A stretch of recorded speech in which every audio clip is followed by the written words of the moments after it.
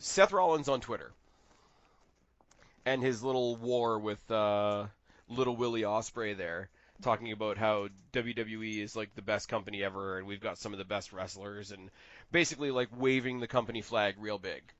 Your thoughts? I mean, why would he not? I don't understand why everybody's losing the shit. Why would he not do that? His options are wave the company flag or not say anything. Yeah. Because if he does the third option, which shit on WWE, like a Sasha Banks has been doing slyly, Not even slyly, like Sasha. She look passive aggressively, the I night guess is she what I lost, she actually. had to drop those belts. She had a temper tantrum in the locker room, and it hasn't stopped yet. I mean, that's only gonna fuck you in the end. Mm. And also, why wouldn't Seth Rollins be all for WWE right now? He's fucking Seth Rollins. He's doing great in WWE. Like, sure, he's the Universal Champion. He's, in a way, become like almost like the new Edge when it comes to title placements. Yeah. Seth Rollins has become a guy that, like, we don't know what to do with the title right now. We'll just put it on Seth because that's safe. It's safe, and they know it's somebody that the crowd will not be against. Like, Mm-hmm. they're putting it on Rollins because they know they can't put it on Reigns right now. And I know that's pessimistic, but that's at least part of it. But like, why would you like look at the position he's in right now? Look at the position his girlfriend's in right now. Why would you not praise that part of it? And the rest of it's like, oh well, we have the best roster. Like, find people elsewhere in the world that can find what we do. And the first person he praised was Ricochet. Like, Rollins is not. He's not wrong. They do have the best roster in the world. They're not doing shit with it, but they do have a great roster.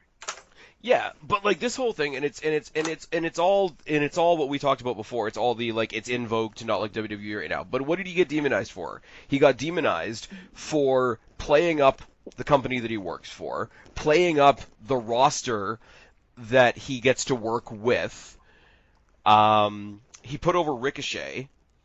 I think the nastiest thing he said to Will Ospreay was like, "We got the better version of you," and he just became the United States champion. By the way, congratulations, Ricochet, all your success, rah rah rah.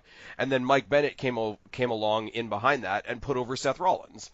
So you've got this roster that knows what the rest of the world thinks of them. They're all banding together to say, "No, we are as good as we say we are," and there's like some unity there.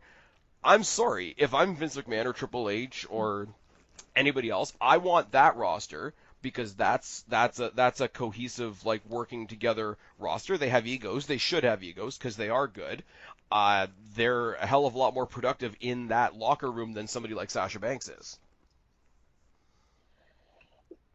And you're always going to want to keep people that actually want to be there. I mean, clearly they're keeping people that don't want to be there too. Yeah. But the most valuable people on your company, in any company, are people that want to be there and want to work and want to wave the company flag.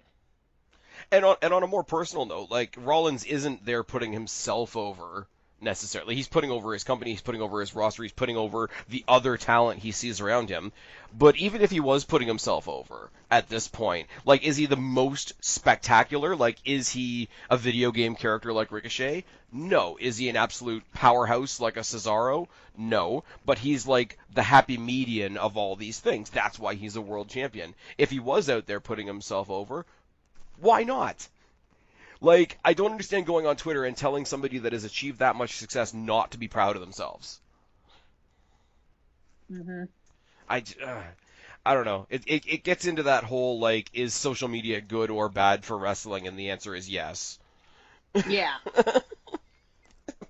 Like, the answer is both. I meant to mention that earlier when we were talking about the Becky match, because obviously, or the Becky and Seth match, because obviously they have entirely different experiences in the Twitterverse. But I mean, it's just, how dare you be happy for your friends and be happy to be where you are and be proud of what you've achieved? Like, fuck off.